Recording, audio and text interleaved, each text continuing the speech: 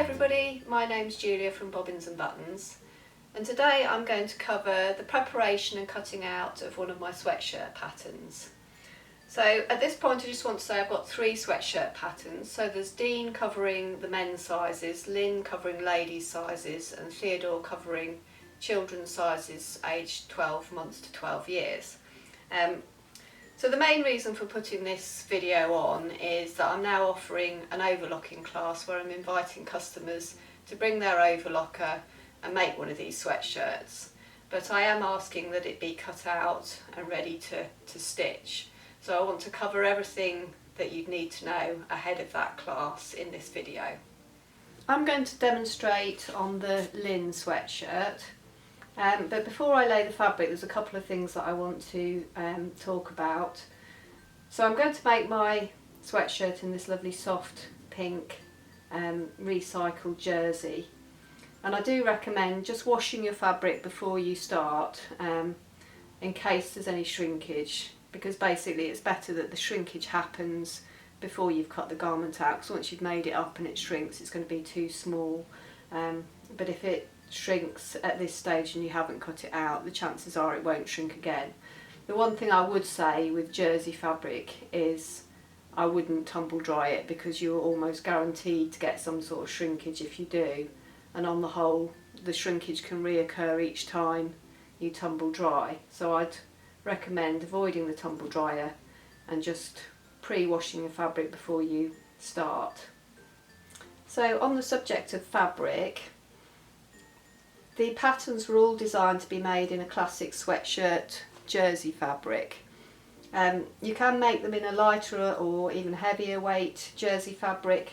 That's not too important, but what is important is the percentage of stretch. So I do have a tutorial here on my YouTube channel, which I'll add a link below so that you can have a look at that in more detail. But as far as these patterns are concerned, I've got a gauge on the back of the instructions and on the envelope with the specific amount of stretch needed for these sweatshirts. The amount of stretch for the actual body and sleeve fabric is only 15%, but you do need 80% for the ribs, which make the neckband, cuff band and hemband, to make them fit properly. But just to give you a quick guide of how this works, you hold your relaxed, it's best to do this flat on the table, but you hold your relaxed fabric to the first 2 arrowheads, and then the second arrowhead is for the amount of stretch for the body fabric.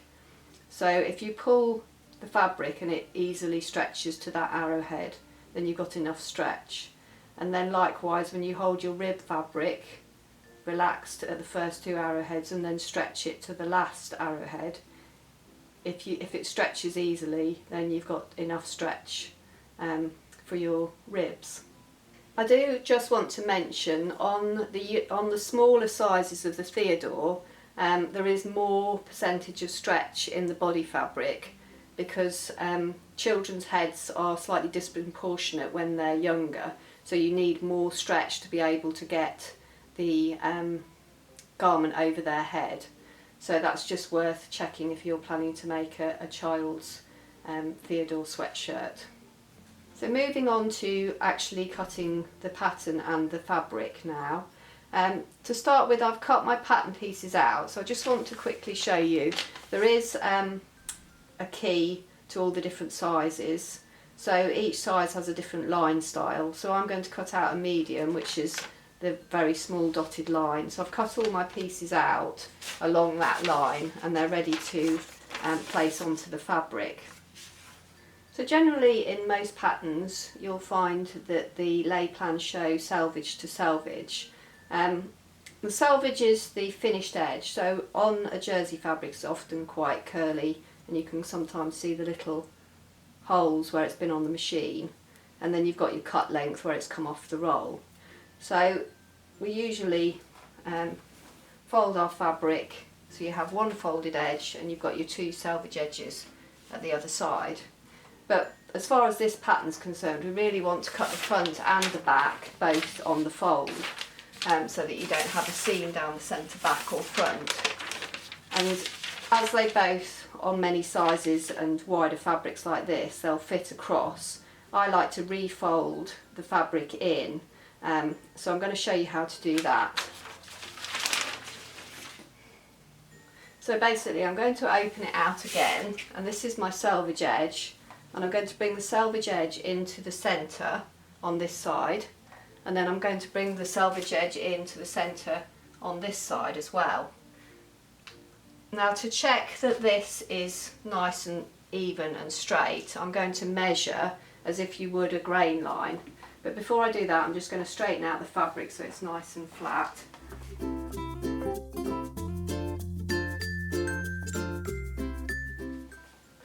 That's better. So like I said, I'm going to test that these are nice and straight. So this side is 32.5 centimetres at that point, and a bit further along it's just slightly out. There we go. Now that's correct. So I'm just going to work that along and check the other side now.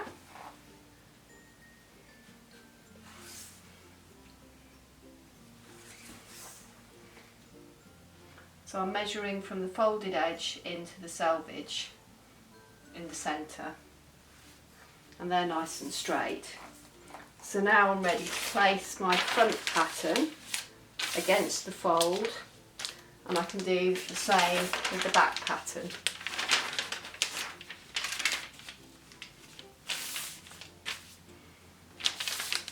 So at this point, if you are using a patterned fabric, you've got to consider, or a fabric with a pile like velvet, stretch velvet, something like that, you've got to consider that the pattern all needs to run the same way.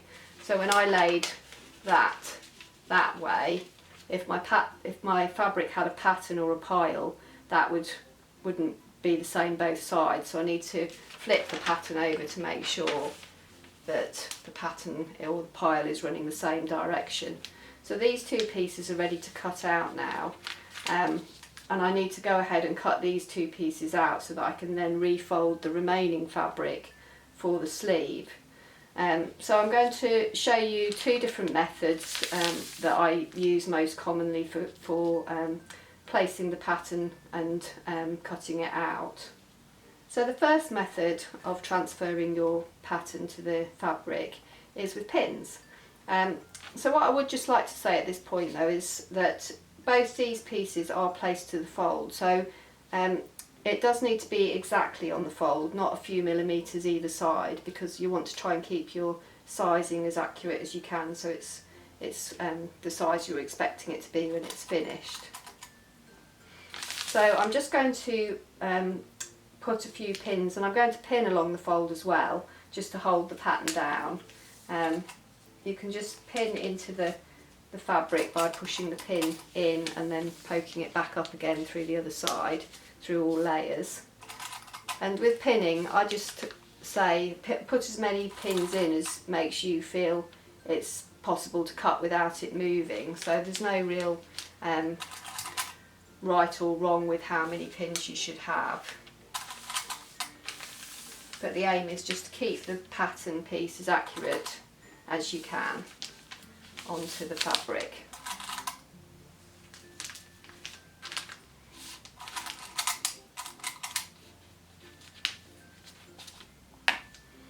And there we go.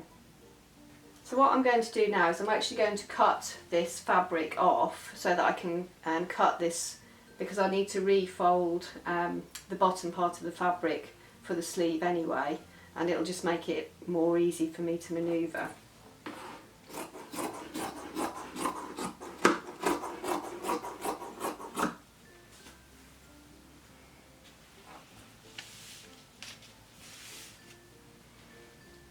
So just so that you can see, normally I'd pin them both on and cut them out, but I'm going to show you a different method on that piece. So I'm going to cut this out now and swing that fabric round and show you the other method.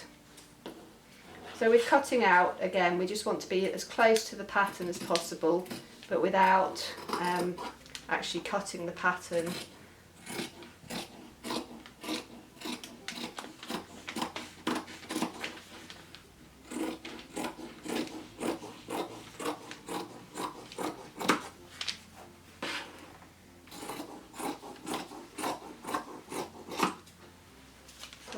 first piece cut out. So I'm just going to put that to one side for a minute while I show you the other method. Swing this round. So this is the method that I describe in the instruction book. So I'm just going to weight down the pattern with some weights. And I know that the popular thing at the moment is to use a rotary cutter. That's not one of my favourite methods, but if you have got a board and that's the method you like to use, then you could do that by weighing down the pattern and just cutting round it on the board. But what I prefer to do is to just take a chalk marker, and these chalk pens are really good because they do a nice fine line, and then I'm just going to mark around the edge of the pattern, and it's actually quite quick when you get used to this method.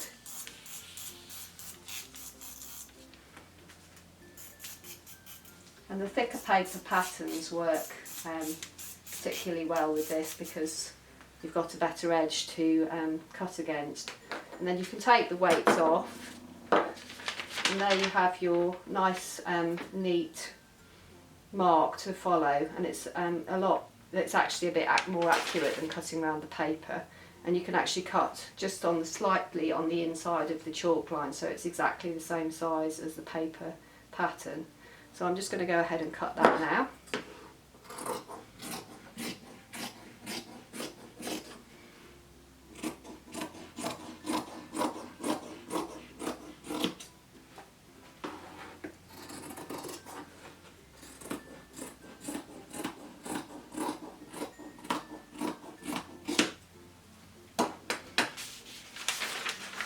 I'm going to bring this pattern back and fold it together with the piece because I need to transfer the markings in a minute.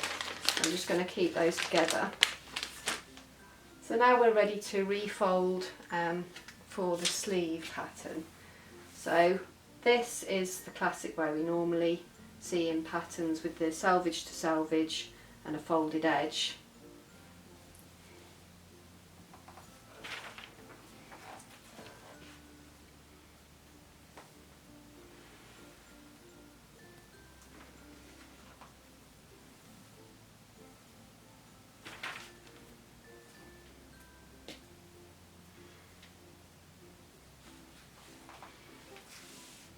And that's looking nice and flat.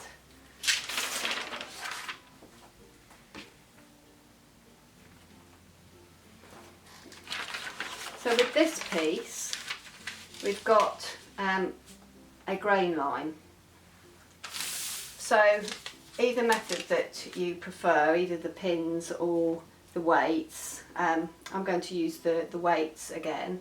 So I'm just going to weigh the pattern down, and before I do any marking or any pinning or any cutting, I'm going to check the grain line is equal to either the selvage edge or the fold, and it doesn't really matter which, but as the fold is closer to me, I'm going to measure it to that. So what I'm going to do is I'm going to measure from one end of the arrow to the fold line, and then I'm going to measure the other end of the arrow to the fold line. And if both those measurements are equal, then it's on grain. But if they're not, then I'm going to move it to make them equal. So to start with, we've got 38 centimetres, and that was also 38 centimetres, so that's good to go. But I'll just give you an example of if it wasn't correct. So if you placed your pattern like that, and now I'm going to measure this end of the arrow, and that's measuring 32.5, and this end is measuring 38.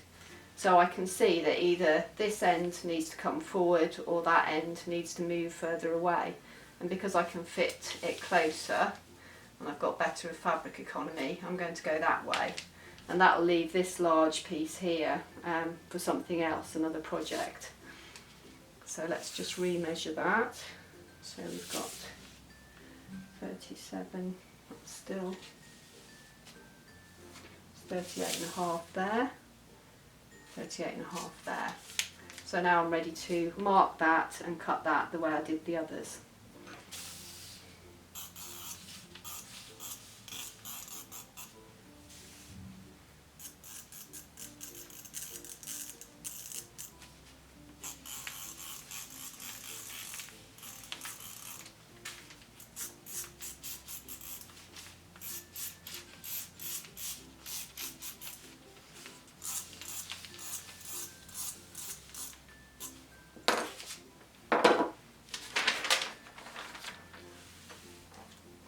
I'm just going to cut that out.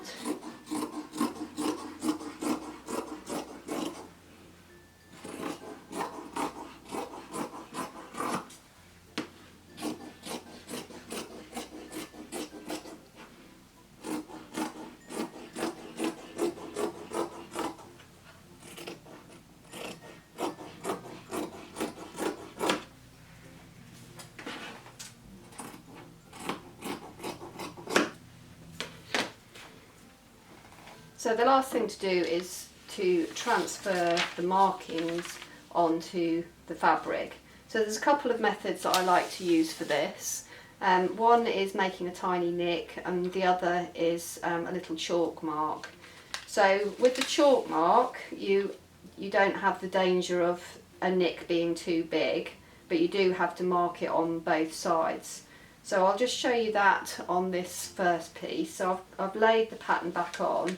And I can see that there's two marks here which will match to the back armhole.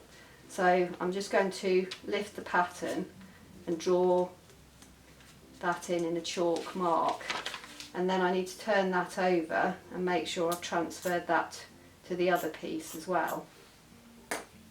And the other method, which is what I tend to use mostly, is just to make little nicks. So again, lining up the paper, and this time I'm just going to cut a little nick at that point. But the thing about nicks is you do have to make sure they're very small, only just seen, especially on an overlock project, because your seams are only 1 centimetre. So that's literally half a centimetre. I don't know if you'll see that from there, but literally it's half a centimetre. So now, before we move on to the ribs, I'm just going to go back and mark the other ones on these pieces. Obviously with this bit I need to flip the fabric over so that I can see those markings.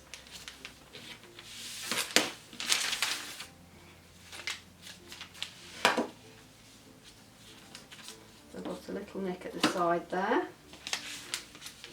I've got 2 nicks at the armhole. So the last thing to do is to cut out the ribs, and these are for the hemband, the neckband and the cuffs. I'm actually going to cut mine out in self fabric because my fabric has 100% stretch, so it's easily stretchy enough to make the bands.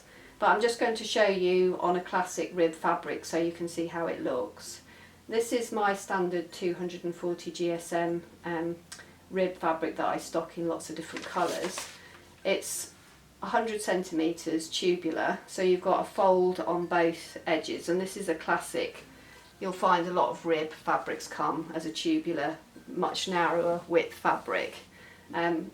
So with the hemband, if your size is such that it will fit across, it's a fairly straightforward process of just placing it on. Again, you can measure your grain lines exactly as we did on the sleeve, and just check that they're level with the edges. And then the cuff, you need 2 cuffs, so that can be placed on. And then with the neckband, what I tend to do is fold it in half, because you only need 1 and it's just a rectangle, so you can fold that in half and just place that on the fold, and then you're ready to pin or weigh that down and mark it however you prefer. So if your hemband is much wider and it won't fit on the width, what you can do is exactly the same as the neckband, and you can fold this in half, place it onto the edge, and then you'll just cut your second one there, so it will be a wider width, and you might be able to get your neckband in there, or you might need to move it up. But it's a fairly simple piece to cut out, really, just small rectangles. So I hope you found that useful.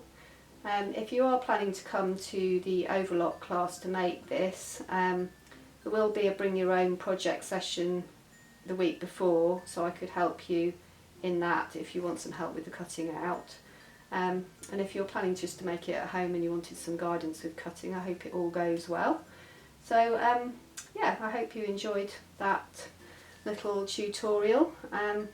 And if you did, please don't forget to give it a thumbs up, and it would be great if you subscribe to my YouTube channel. Thanks for watching.